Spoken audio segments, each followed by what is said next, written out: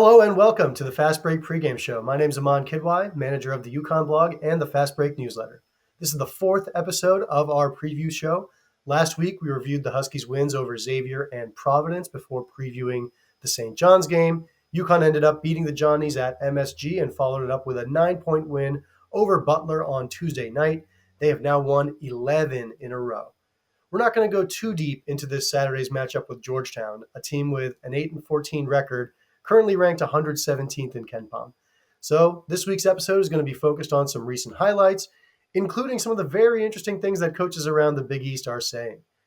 This show is a production of the Fast Break newsletter. We've got a bunch of great writers, photo, and video podcast people going deep on UConn men's basketball, featuring in-depth reporting and analysis of the team, as well as some really detailed stuff on the program's history. The show is also a production of 22 Threads, purveyors of fine t-shirts, hoodies, hats, and other gear inspired by the Connecticut culture and lifestyle. They just launched a new line of Hassan Diarra NIL gear that you should all go check out. That's 22threads.com. So the Huskies have just come out of a gauntlet, really. Their opponents were not the toughest in the country, but they are certainly tough teams. UConn has beaten 4 teams in 9 days, going back to the Xavier game last Sunday. Against Butler Tuesday night, the Huskies overcame a rough shooting night from behind the arc, as well as some rebounding struggles and lingering injuries. They led that game from start to finish and still won by 9. Earlier over the weekend, they survived a tough battle with St. John's, where Stephon Castle set a new career high in scoring, one game after scoring his previous career high against Providence. You can check out more reporting and coverage from those games on the Fast Break newsletter and our podcast, the Fast Break Pod, now on iTunes. Patrick, UConn has won 11 in a row. They're first in the Big East, ranked number 1 in the country. We've got to talk about this. We're approaching the conversation about this being the best 2-year stretch in program history. Your thoughts? Well, first, let's all knock on wood. It's always tough to make predictions in February. But I think you're right. It's time to have that conversation. And doing a little deep dive, I got real deep in my process here. I came up with 2 comparisons, and we can debate them here in a little bit. First, looking at 2003 and 2004. Obviously, we know UConn won in 2004, but the season prior, they were the Big East regular season title champions, or they shared the Big East regular season title, lost in the final in the championship to Pitt, and lost to Texas in the Sweet 16. Texas went on to make the Final Four. And then 2004, obviously, a full-blown sweep of everything. So if this current team, wherever they fall short, but if they pick up a Big East crown and then maybe lose in the Sweet 16 or Elite 8, then that we're looking at a similar 2-year stretch of dominance that we had previously looked at as the zenith of the Jim Calhoun era. And then you pointed out the other one, which it's kind of looking almost a little better as far as like strictly wins and losses. Looking at 98 and 99, again, a team that won it in that second leg of the 2-year stretch. But in 98, that was they made it the Elite 8. They won the Big East tournament. That was the the Hamilton that was so famous. That really put UConn on the map as far as like, oh wow, it was like, this is for real. They're not just some upstart team in New England. And they went on then to win in 99, as we all know. So what I find interesting about those 2 years is those were 2 years that built towards a national title. And it goes without saying, if UConn continues at the track that they are on, this would blow that out of the water, because then we'd be looking at possibly 2 national championships. And I did find it interesting also that, like, looking back about 2-year stretches, not just from UConn, but from other teams in general. We all know Florida, that's what they're chasing. Hurley is chasing his good friend Billy Donovan there.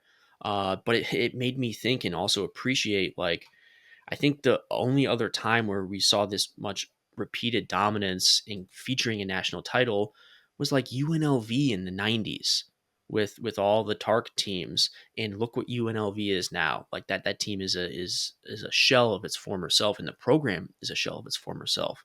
So to see UConn have this 2-year stretch without Jim Calhoun, and essentially ensure this 30-year period of sustained success, it's incredible.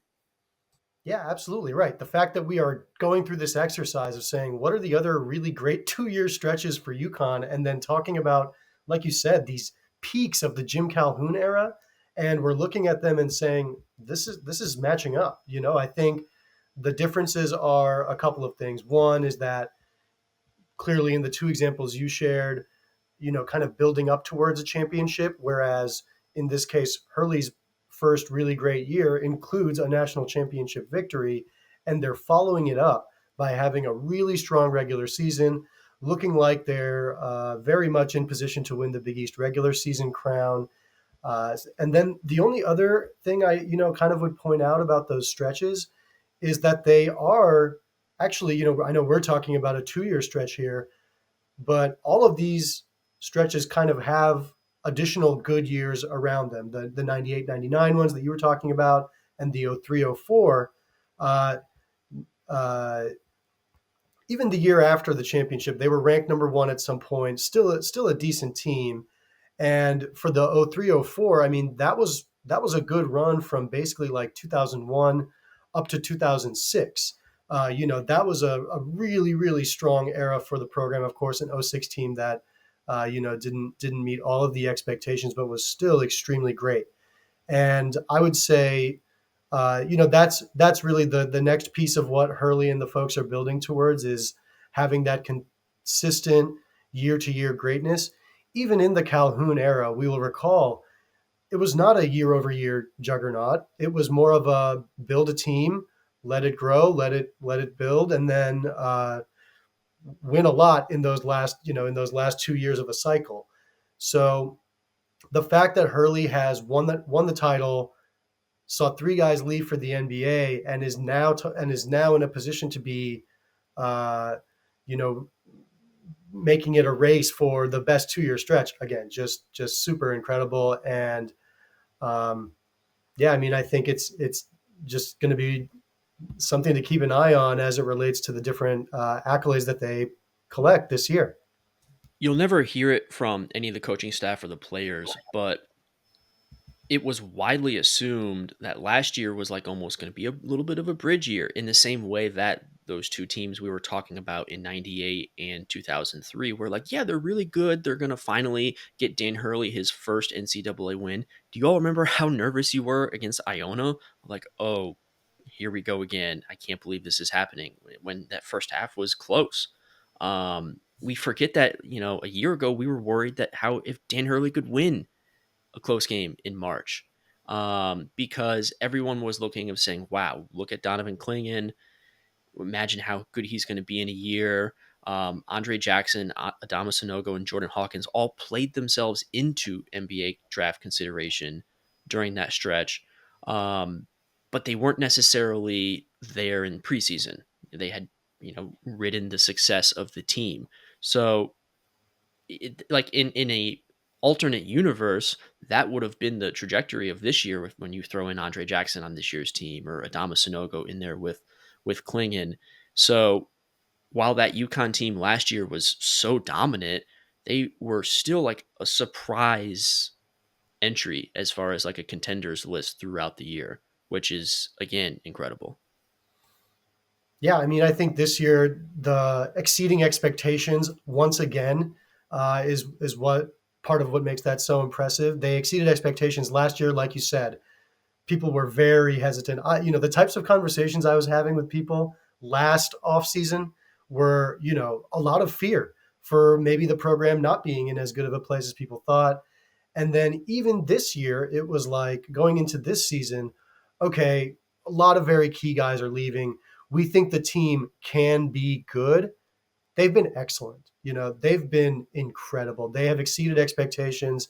And one of the reasons they have been able to do that is the addition of Cam Spencer. We have got to talk about what Cam Spencer is up to. Grad transfer, a 1 year rental, but he has fit onto this team so well.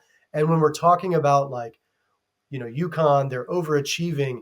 He's one of the many guys who is exceeding expectations individually to help UConn do that. He's got a team high 6 20-point games. He scored 13 or more points in 13 of his last 15 games. He's someone who brings it in practice every day, we are told, and is just in general a model of consistency. Patrick, what do you like about Cam Spencer's game and what he's brought to UConn? I like that he does all that while apparently also shit talking you into the ether. It doesn't matter if you're the other team, an opposing fan, or your own teammate.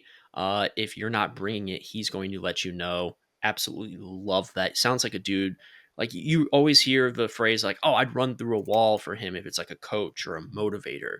You very rarely see that about like a player, but I would run through a wall for Cam Spencer. And it's so incredible that like you think back to this offseason when everyone was, wringing their hands about how do we replace Jordan Hawkins? How do we replace Jordan Hawkins? And we said UConn essentially did like the Moneyball meme, and it has enabled UConn to have no drop off from the guard position. And you think to back to this guy. This guy has not played in any postseason. He is chomping at the bit to play in the Garden in March. So can't wait to see what he does in the Garden in March. I think it's gonna be again like the Hurley match, him in the Garden in postseason play. It's gonna be a perfect marriage. Um, I mean, what else? He's got Rick Pitino making John Havlicek comparisons. He was quoted as saying he wanted Jordan Dingle to watch Cam Spencer with he's passing, cutting, moving, getting open. Yeah, I'd put Jordan Dingle against any shooter in the country, but Cam just does has to move more. He has to move more like Cam Spencer, and these guys will find him. And it's all the small things that Cam Spencer does that enables him to be this just absolute sniper while also impacting the game in other ways. He's approaching the 50-40-90 club right now. I think he's at 48.8% from the field, which, and then he's already at way above 40% from three and is comfortably above 90% from the free throw line. That'd be the first player in college to do it since Trey Murphy in Virginia in 2020 and 2021. Trey Murphy right now, above Jordan Hawkins on the in the depth chart for the Pels. So very esteemed company there. We've talked about it before, but he's like college basketball's best, and I'm putting this in air quotes, fifth option per Evan Maya, the number 29th overall player on Evan Maya's BPM rankings. He has 64 threes through 23 games, which he's only behind uh, Ray Allen and Jordan Hawkins. Again, great company. And all of this is just incredible because then, no disrespect to him, but you look at Nick Timberlake's ranking on Evan Maya, he sits down 84th, not in the country, in the Big 12. Oof. UConn fans should be very, very thankful they ended up with Cam Spencer. Yeah, absolutely. And I think that part, beyond the fact that he's doing well as a basketball player, Cam Spencer is a good basketball player. The shooting percentages are absurd. It's also that mindset, that attitude. He's a dog. He's super, super motivated, like you said, not played in the NCAA tournament. That's someone who comes up just a lot differently than anyone else who ends up at UConn. Like Jalen Stewart has had college coaches begging him to come to their school since he was 13 years old. Solo ball, same thing. Steph Castle, same thing. Cam Spencer, just a completely different experience, and that shapes you. He's a smart player. He moves the ball well. But what I really love is that piece that players and Dan Hurley says about him, which is that he's a dog in practice. He motivates his teammates. And for me, even, I watch games. I'm pretty calm. The Cam Spencer celebrations, it's almost like the Tiger fist bump for me. It's like it gets you going. You're like, look, Cam is excited. When you saw there was one moment in the Creighton game where you see like the slow-mo version of Cam doing like his, fist bump and yell to the crowd. You can see the moment where he ascends to a new plane and is just like Psycho C. He's out there, and that's another level. That's another thing that a team needs, and it's super exciting. I love it, and I think it's just, again, it's one thing to be good. It's one thing to be great, but you also need like dogs who are fun to watch and fun to root for. And Cam Spencer is all of those things. So that makes it really exciting. I think he brings I think a nice hunger to the program. A guy that has not played in the NCAA tournament yet, has not experienced maybe quite this level of success with the team. So I think having people in your program that didn't experience last year is really, really healthy, and I think it gives us that added edge. We want him to experience what it feels like when you're playing top of sport. He's kind of a lot different from like the freshmen who are like top 60 recruits. Very different kind of mindset. Yeah, I mean, I think if you're not rooting for a guy like that, if you're not rooting for the player or the coach that wasn't born on third base, or that's had to earn it every step of the way and had to conquer all these different levels just to get that next opportunity. Like, what the hell are we rooting for in sports if you're not rooting for self-made people?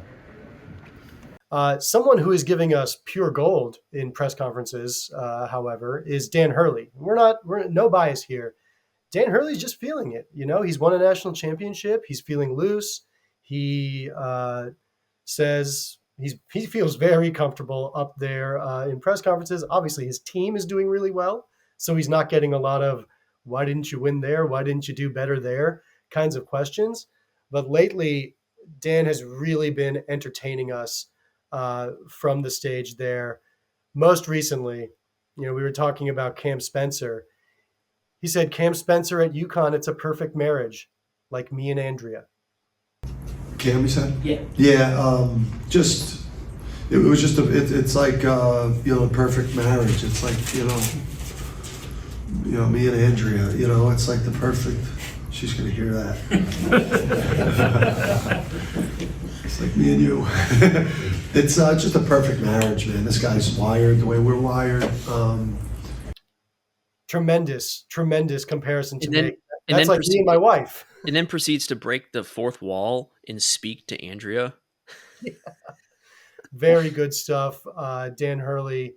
And, I would say also hat tip to Cam Spencer for fielding a question about that comment a few minutes later, obviously knowing nothing about it, and then just kind of being like, yeah, we're a good team with good culture. We're doing the best we can, like all that stuff. He was clearly weirded out by the question and probably still processing what he had heard. There's no way that he could have been prepared in advance, like as he's walking in the SID going like, "Hey, by the way, Dan Hurley just said you guys are a perfect marriage, like him and his wife." There's no way he was prepped for that. So good job by Cam, but also, wow, thank you so much, Dan Hurley, for giving us that. Cam, Coach Hurley was asked about kind of your fit in this team and that relationship that's built, whether it's with the program or between you and him. And he called it a perfect marriage. Then he apologized to his wife. But kind of what do you see? What do you see that relationship building, whether it's where you fit in the team or that relationship with Hurley as you've been here no longer? Yeah, I think it's been a perfect fit. I think him and I are very like-minded people. Kind of grew up the same way, with him having an older brother, and I'm the same way with my two brothers. So just blue-collar, very fiery competitors that just want to win and hate to lose. So I think that's how everybody on the team is, and that's just why it's a special team to be a part of. If there's one thing that disrupts this team's chemistry, it's that Cam Spencer now feels awkward around his head coach. Now he thinks his head coach loves him a little too much. But, I think Dan Hurley has this love for all of his players. He has really said that. I think it's something important to note. Another quote of his that kind of went around was about how he's not recruiting for the NBA. He's not recruiting on the NBA success that he's able to help players reach. Even though when you look at the stories of Andre Jackson, Adama Sanogo, not so much Jordan Hawkins. Jordan Hawkins was a real, existing NBA talent from the moment he got here, kind of. But if you look at Andre Jackson and Adama Sanogo, those guys developed into NBA caliber players because Dan Hurley believed in them and put them in the right position to do so. And I think if you're a guy with NBA aspirations, obviously that's something that stands out to you. But Hurley said he's really about developing these men, making sure they're better. And I think that's a big part of what college basketball is about. Most of these guys aren't going to play in the NBA.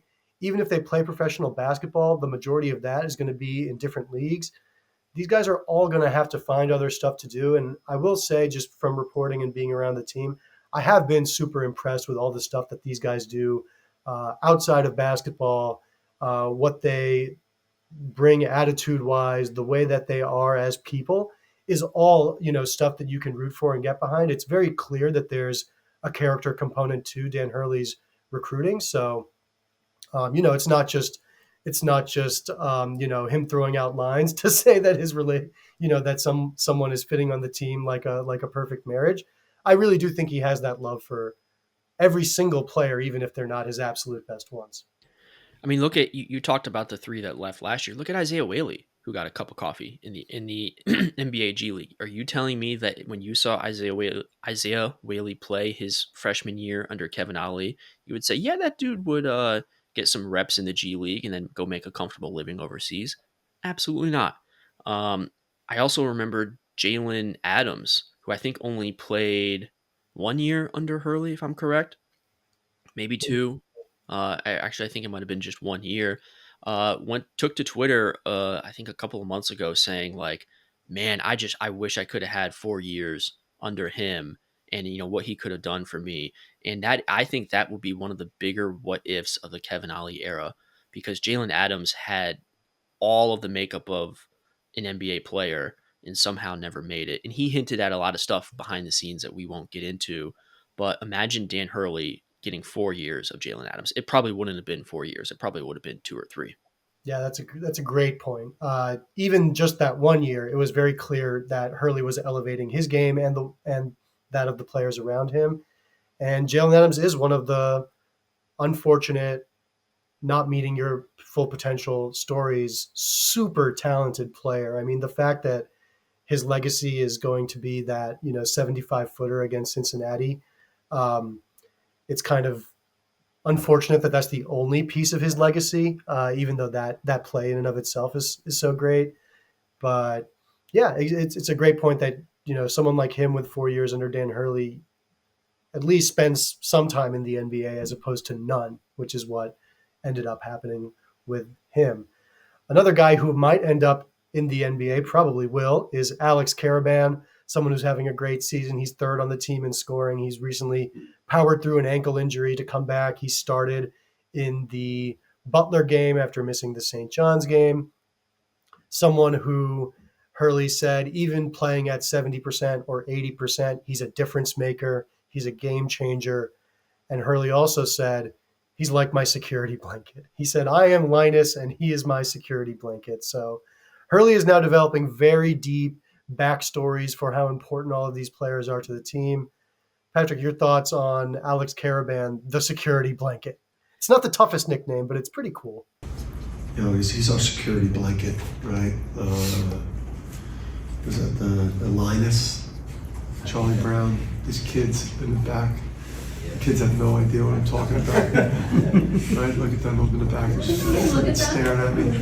Charlie, he's Linus. I'm Linus. And he's my blanket. Took me a couple seconds. I'm not gonna lie. I kind of dating myself by like Linus security. Oh yeah. Okay, got it. I also think that's perfect timing right around Valentine's Day, in which you can we have some of our own custom generated Valentine's Day cards to go out. But he's made 2 adoring comparisons so far. I encourage Dan Hurley to give us more analogies. What is Donovan Clingan like to you? What is Tristan Newton like to you? And get creative. Like let's really see what is the wackiest comparison we can get. Because so far we have a marriage and a security in a blanket. Thrilled and stoked to see what the next one will be. Yeah, and again, just so excited for Dan Hurley. We all know how tense he is at and around games, but obviously, since Big East Media Day, it was clear this guy is calm, he's comfortable, he's really feeling it, and he's enjoying himself out there answering questions because he's in a very, very powerful position, having just won the national championship and with an extremely great team. And And I will also say, when the team wasn't doing so well a couple years ago and had bouts of inconsistency, he was not running from those questions and creating shiny distractions or narratives that people were to focus on. He would say, I didn't have my team prepared to win. We don't have the championship DNA yet. We need to take these lumps and get better and and learn from it. And he faced those problems head on. And I think he took that New Mexico State loss solely on his shoulders and improved and changed a lot of his habits and opinions about basketball after that loss. And that a way that when people look and see the previous head coach that we were talking about, how much has there been adaptability and whatnot to the modern college game?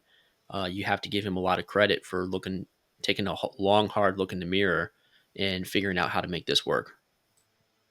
Absolutely, 1,000%. The evolution of Dan Hurley as a coach is just essential to what UConn is doing right now. And again, like we've been saying, best 2-year stretch.